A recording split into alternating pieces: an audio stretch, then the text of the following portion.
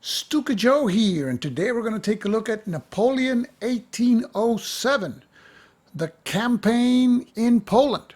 This is a game designed by Denis Sauvage and published by Shakos. And Shakos is a relatively new French publisher that has already produced some interesting and innovative games.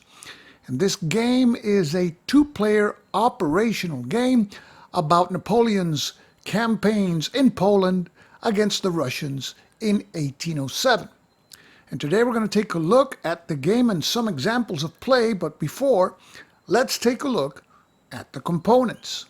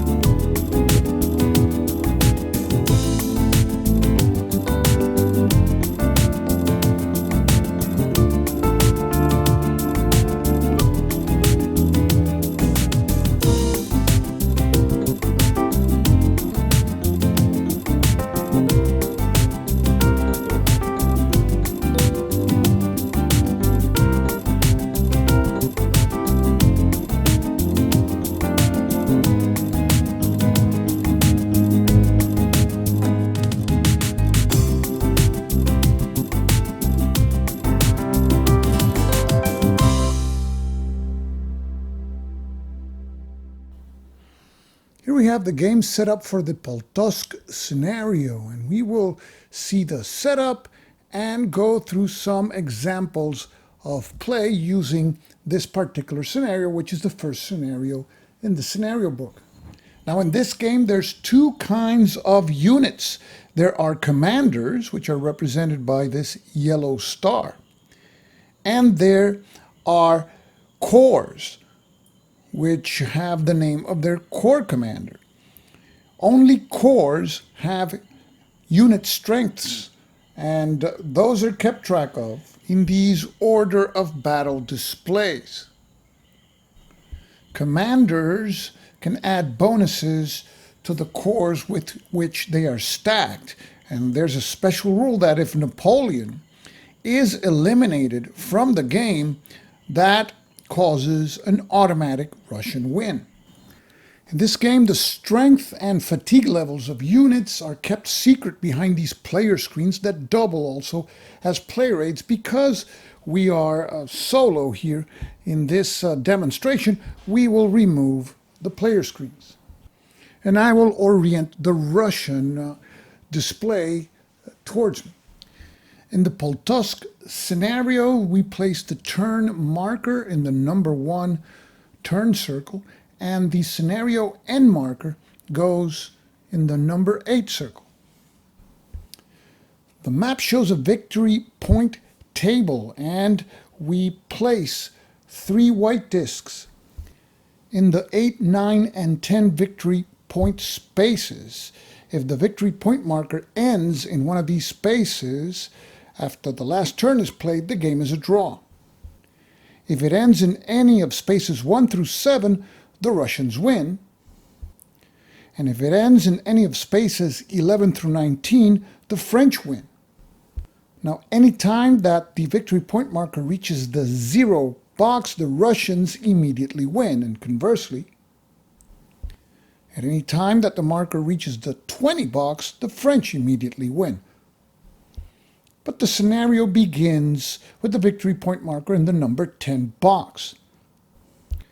Victory points are awarded during the game by destroying enemy strength points, either infantry or cavalry strength points, or by occupying enemy-controlled victory point locations, such as fortified towns and citadels. So let's say, for example, that in combat, Ogoro's corps loses 2 blue or infantry strength cubes. The victory point marker is moved in the direction of the Russians. That is, it is reduced by 2.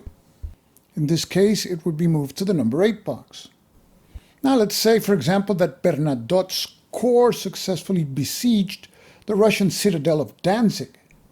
The citadel marker would be replaced by a French colored one, and the victory points for Danzig, in that case 2, would be added to the victory point total, in which case it would be 12.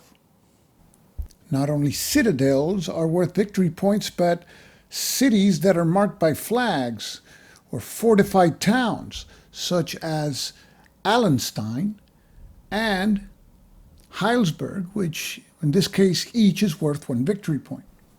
Also, in each scenario, there are special rules, and sometimes these special rules are special victory conditions. Like in this scenario, that you only earn victory points by controlling the Grodans and Thorn citadels, as well as the Osterode fortified town.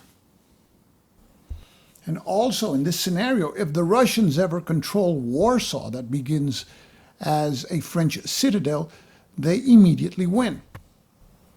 And if the French control Rozan, they immediately win.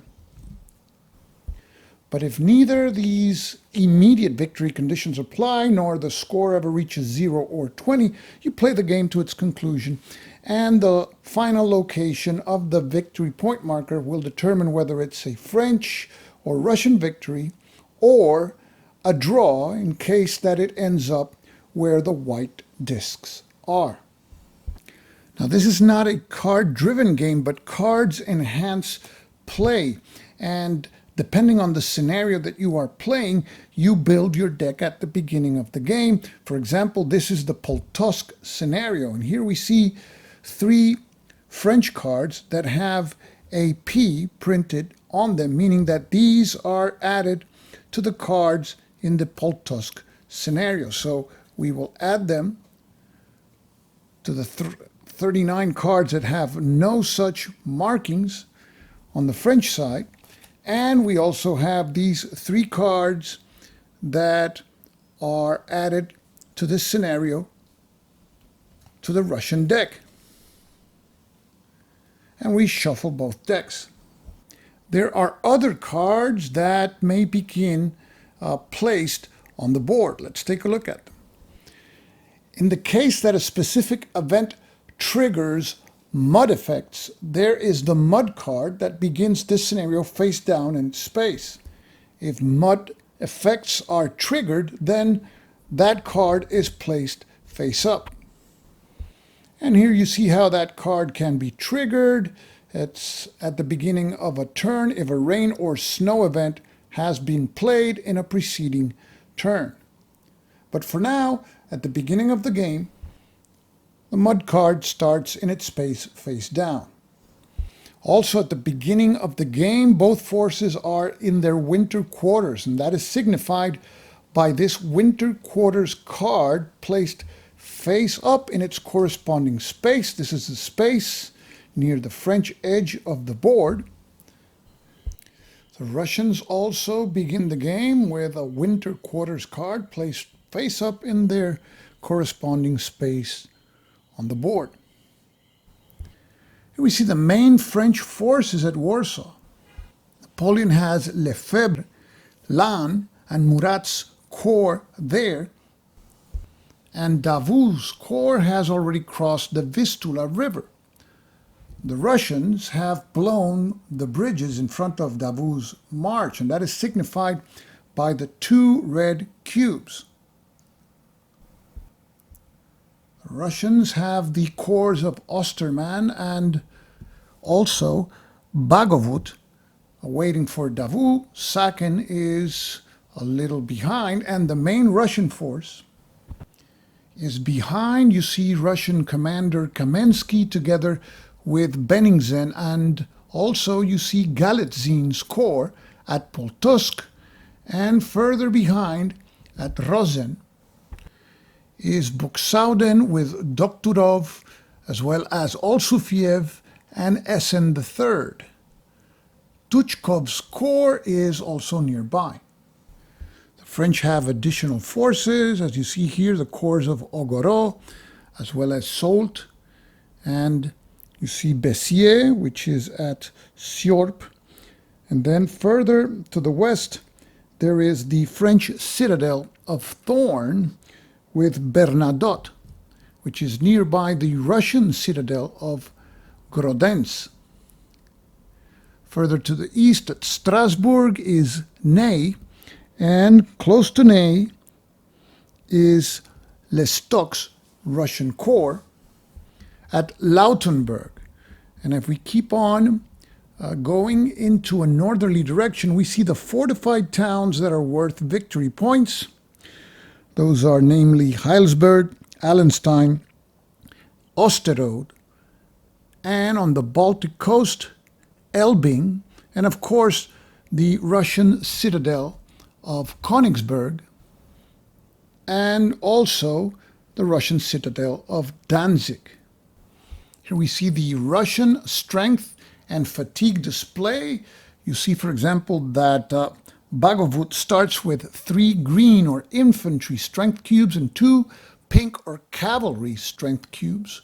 And of course, elimination of strength cubes will provide victory points to the enemy. And here we see the starting strength of the French forces. In the case of the French, infantry is represented by blue cubes and cavalry by yellow cubes. Here we see that in the Poltosk scenario, Napoleon is the overall commander of the French forces that number 30 infantry and 11 cavalry strength cubes. Napoleon provides certain bonuses, as denoted there by the symbols. The marching soldier means that Napoleon's stack gets a +1 to its movement point allowance. The card with the +1 means that if he's involved in combat, he adds 1 combat card to his side.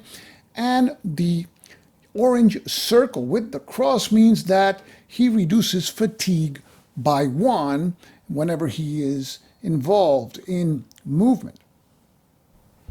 Here we see the commanders of the Russian forces that number 26 infantry and 11 cavalry cubes. Kamensky has a soldier, marching soldier with a crossed out symbol. That means that he inflicts a penalty on the stack which moves with him by reducing their movement allowance by 1. Benningsen and Buxauden, however, provide an additional combat card whenever they are involved in combat. Now this game is played in turns, and each turn is divided into specific phases. The first phase is the draw phase, followed by the initiative phase, followed by the operations phase, and finally you have the recovery phase. During the draw phase, each side draws 3 cards. So let's suppose that each side now draws 3 cards, and of course each side keeps secret the composition of the cards that it draws. And let's say that these are the cards that each side drew. During the draw phase, only cards that have a red background can be played and must be played. Now, in this case, the French drew the rain card, which has a red background. So that means that this card has to be played for its effect during the draw phase.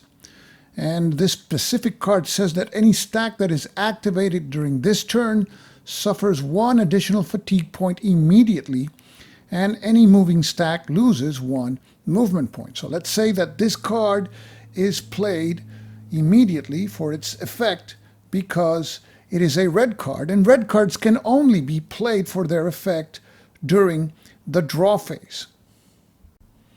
Now let's suppose that in our example, the Russians also drew a red card. Whenever there are more than one red card drawn either by one player or both, all red cards cancel each other out and there is no event played as a result. So in this case, the rain card that was drawn by the French and the inactivity card drawn by the Russians are discarded, and no event of these cards will take effect during the draw phase. But let's go back to our original example where only the French drew a red card, the rain card, and that card is played for its effect, as we stated before, and is discarded. The next phase in the game is the initiative phase. And in this phase, only cards that have a blue background may be played if the player wants to play such a card. So in this particular situation, the Russians, if they wanted to, they could play their For the Tsar card during this phase. And let's say that they do so. So this card is played for the event, and the Russian player immediately removes one fatigue point from all the cores of a stack of their choice. And after playing this card is also discarded. The initiative phase, both players draw the top card from their decks, and the player that draws the higher numbered card will go first in the operations phase. In this example, the French drew a 3 and the Russians a 2, so the French will go first. And if both players draw the same number, the French always go first in the case of ties. During the operation phase, units may conduct movement, initiate combat, or they can move and initiate combat. Let's take a look at the example of play found in the rulebook. There is a stack of French units at Gildenburg, namely a commander, Napoleon, and 2 corps, one under Soult and the other one under Bessières. And there are nearby Russian forces, and also Ney is to the east of Soldau.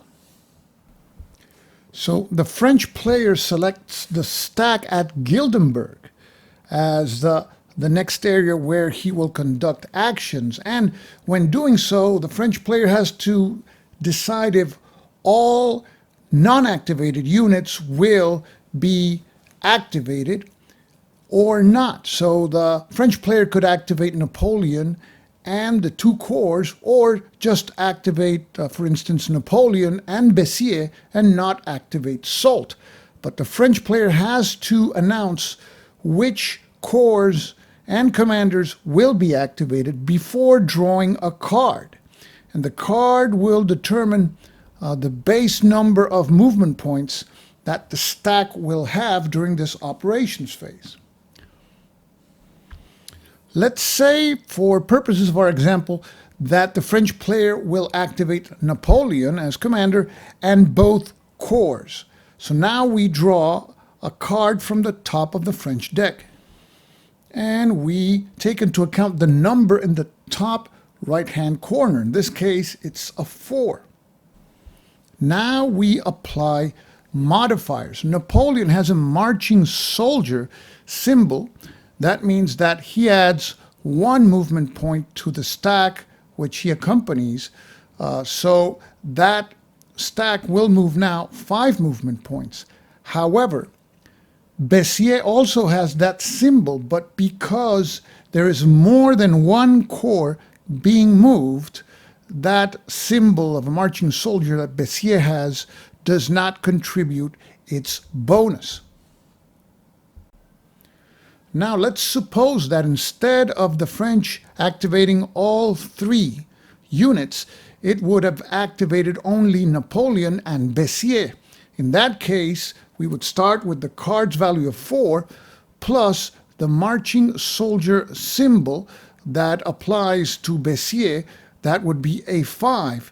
And we would add a +1 because of the marching soldier symbol of Napoleon. So Napoleon and Bessiers moving together without Soult would have 6 movement points.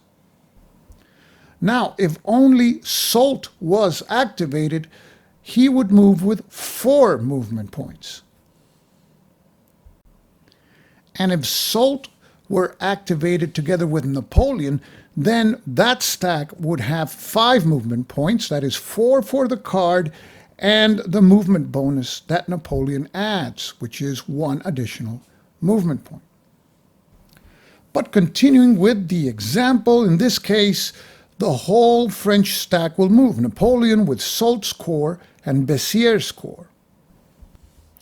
And the stack has 4 movement points. So let's see what options they have. In this game, movement from one area to another cost 1 movement point, with the exception of when a stack of units moves into an area by crossing a broken bridge, like the one here. In that case, movement from the starting area to the next area across the broken bridge cost 3 movement points. Back to our example, the French have various routes. They could take the option of moving in this direction, expending all 4 movement points, and after that we would invert all units to their activated side. Another option is to move into Soldau and join with Ney's corps, in which case the stack would have to stop because it entered a space occupied by a friendly corps. And that would end the phase for the stack, and we would invert the counters. And the other alternative is that the stack could move into Lautenburg and continue moving and enter the space where Essen's corps is located. In that case, the stack has to also stop moving because it entered a space occupied by an enemy corps. And we would invert the French blocks to their backside. Let's say that that was the move that the French chose. In that event, the French have to designate their axis of retreat, and that is done whenever a stack of units enters a space containing enemy units. It must stop, and we place this wooden arrow pointing to the direction of the area from which the stack moved prior to entering the area with the enemy unit, which in this case is Lautenburg.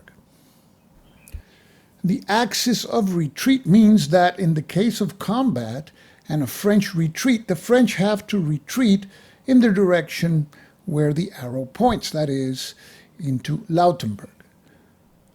Now, let's say that in the next Russian operation, the Russians activate Essen for movement.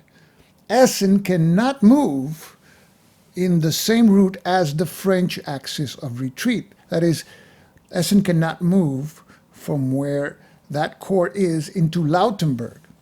It could move to this space, or it could move into or through the wooded area space shown here. And of course, whenever Essen finishes his activation, we flip his block to his activated side. Let's take a look now at the combat example found in the rulebook.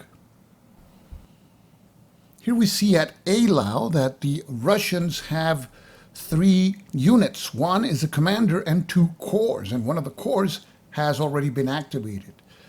Lannes is also in the space. Lannes entered the space in a previous operations phase by way of Landsberg, and that's why we have the axis of retreat arrow, blue arrow, French arrow, pointing to Landsberg. Here we see all three Russian units, the commander, Benigzin. There's also Olsufiev, and both of these units have not been activated yet. And then the activated unit is Osterman's corps. So now it's the beginning of the French player's turn, and the French player won the initiative and decides to fight. And in this game, contrary to other games, when you move one of your corps onto a space with enemy corps, combat is not automatic. You may initiate combat, but with a penalty. It's called a moving attack, and you lose one card. The French now have their turn. They won the initiative, and now they announce that Lannes will attack the Russian forces in Eylau. Here we see the French order of battle. Lannes here has 5 strength points, 4 of infantry and 1 of cavalry, and Lannes also has a +1 card bonus in battle. And his corps has 1 fatigue token. Here we see the order of battle of the Russians. Olsufiev has 3 strength cubes, 2 of infantry, 1 of cavalry, and 4 fatigue cylinders. Osterman has 3 infantry cubes and 6 fatigue cylinders. And because he has 6 fatigue cylinders, he's reached this space that subtracts 1 combat card from the Russian side. So that's a penalty that the Russians will have in the upcoming combat. So the French player decides to play a combat card and plays this one, Skirmishers. Notice the crossed sword symbol, meaning that this is the kind of card that can be played during combat. And as a result of this card, the Russian stack suffers 1 fatigue point immediately.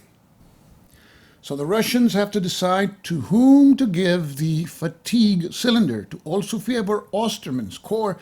If it is given to Olsufiev's corps, then there will be a -1 card penalty in combat. So it's given to Osterman.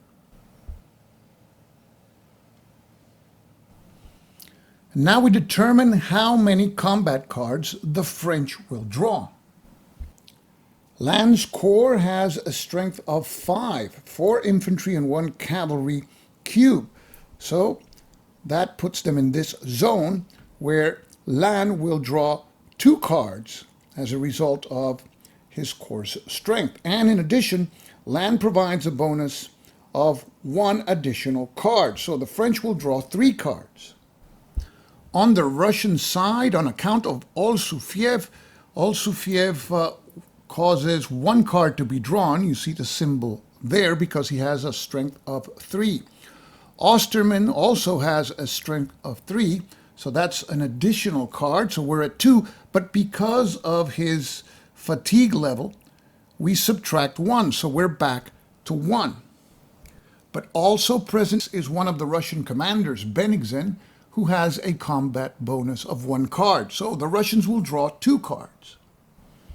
So we start with the French cards. We draw 3 cards, 1 at a time, and we consult the combat result, which is this area here, symbolized by this cannon. And we see that the French inflict a fatigue point and a strength point loss on the Russians. The second card drawn adds 1 more fatigue point, and the third card, another fatigue point, which is 3, and a second strength point loss on the Russians. Now we flip 2 cards from the Russian deck. The first card inflicts 2 fatigue hits on Lannes' corps. And the second card inflicts 2 more fatigue hits. So the hits are applied simultaneously. We start with the French combat results on the Russian force, which were 3 fatigue points, and fatigue points are distributed equally between the forces. So Olsufiev and Osterman each will receive 1, and the remaining fatigue hit can be allocated to any of the corps. So in order to avoid Osterman's corps from being eliminated, because it would be the ninth fatigue point hit, it will be given to Olsuviev. Now we have to remove 2 strength cubes from the Russian force as a result of the French combat result. And because the result was more than 1 strength loss and there's cavalry present, we have to eliminate at least 1 cavalry cube.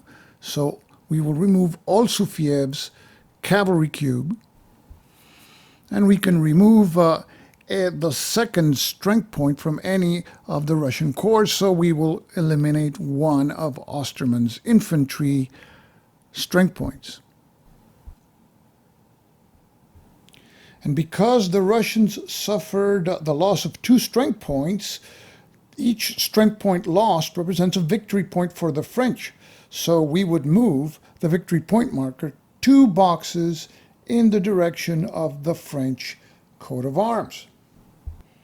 So in this example, the score would be now 13 victory points. Now we implement the Russian combat result against the French, which was 4 fatigue points, and we add them to Lannes' corps on the display. And now Lannes has 5 fatigue points. Now the Russian stack here lost the battle because it suffered more losses than the French. 2 strength point losses and the French 0. So now the Russians have to retreat from the space. However, the French currently have more cavalry than the Russians.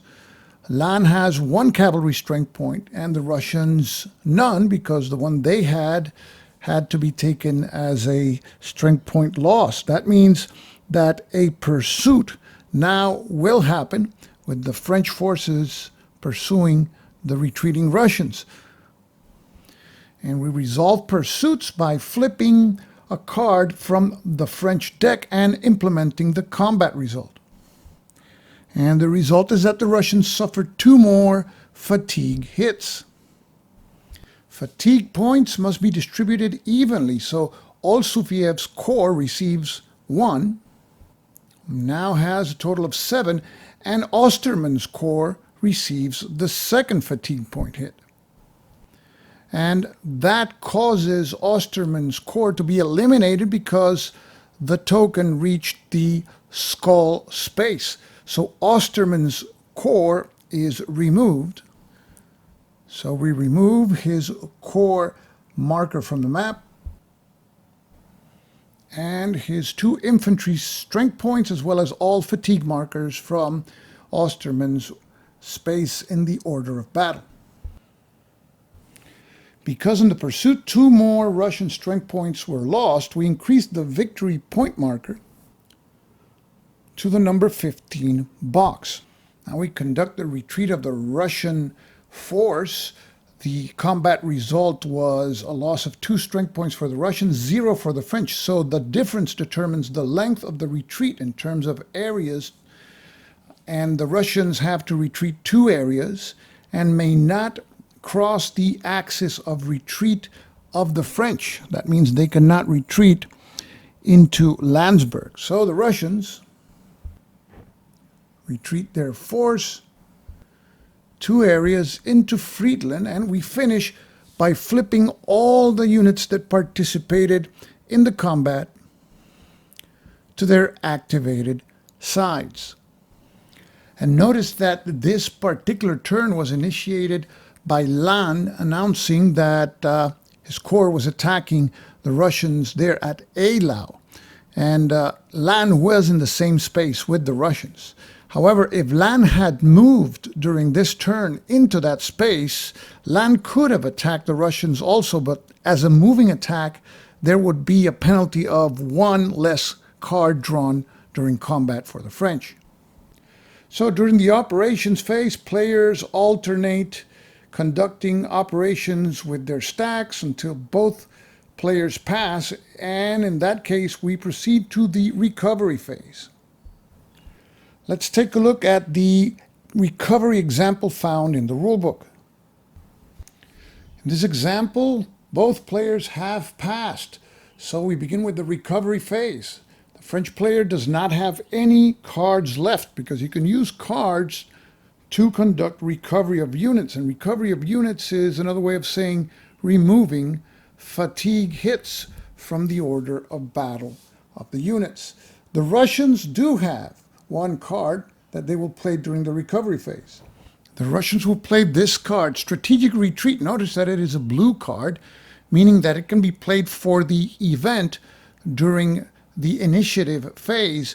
But for this purpose, during recovery, the Russians can play this card and you implement the results shown there with the wagon, which means that 2 fatigue points are removed. And the Russians will remove 2 fatigue points from Olsuviev's force, which currently has 6. And by removing those 2 fatigue points, now Olsuviev does not have that -1 card penalty in battle. Not shown in the game rules, but as an extension of this example, during this phase you can also remove all fatigue points of any unit that was not activated during the turn. So let's say that the operations phase is over, we start with the recovery phase, and Dokturov's corps was never activated, and that is signified by his block being face up. That means that we can remove all fatigue point hits from Dokturov's display. And for this you don't need a card. So just having a unit not be activated during the entire turn will assure that all fatigue points will be eliminated. Continuing with our example, Lan was activated during the turn and no cards were played to reduce his fatigue points. So now there is a penalty. Because this 5th fatigue point is in this zone here, 1 strength point from Lan's corps has to be eliminated. So the French will eliminate 1 of Lan's infantry cubes, and now Lan's corps has a strength of 3. And after that, we invert all of the corps and commander markers that are inverted to their non-activated sides. In certain scenarios, certain citadels begin under siege, and that is represented by this yellow marker. We place it beneath the siege citadel, and that means that the citadel of Danzig, which is under Russian control, is currently being besieged by French forces, and these are French forces that are not represented by a particular corps. Now, if a Russian corps enters the besieged city's space, the siege marker or token is removed. Now we saw how the combat system works.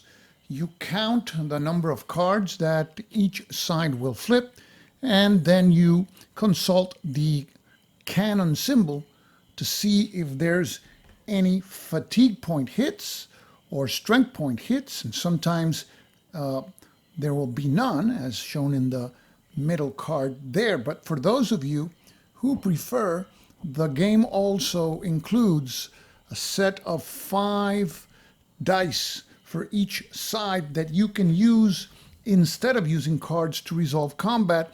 And you can see here that the dice have different results. Here 2 fatigue point hits, here 1, here you see 1 strength point hit and a fatigue hit, and here you see no fatigue or strength points lost. So you can use the dice, and what it is going to cause is that discarded cards will appear less frequently because you will not be using cards to resolve combat. The game includes advanced rules, which are called rules of the grognard.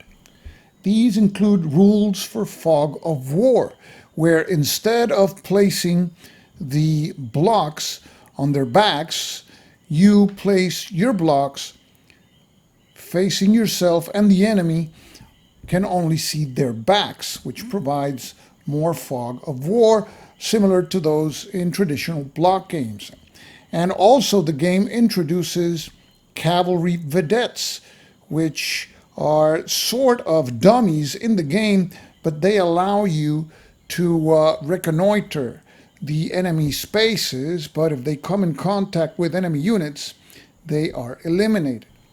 And in addition to the rule book, the game includes a scenario book, which contains 13 scenarios, with each scenario having an illustration of where to place the initial units, and includes the specific scenario rules.